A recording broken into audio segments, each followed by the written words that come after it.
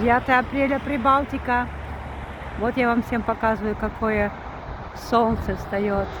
И в Библии написано, что Иисус Христос придет второй раз на землю, как солнце ясное, и узрит его всякое око. Поэтому, мои драгоценные, приготовьте ваши сердца и ваши уста, и прошение Господа Иисуса, простить, помиловать, и быть вашим Господином вашей души, вселиться в ваш разум, в ваши сердца, и вести вас так, как нужно Богу, путем мира, любви и добра.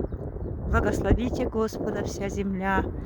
Просите прощения за грехи ваши, родных ваших, чтобы Иисус Христос, придя на землю, нашел вас в святости, в мире, в любви, в радости, чтобы вы все были преданы Иисусу Христу, потому что только Иисус Христос может спасти души тех, кто просит Его.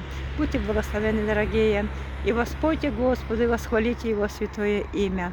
Хвала, честь и слава премудрому Богу, хвала, честь и слава святому, хвала, честь и слава премудрому Богу, хвала, честь и слава Творцу.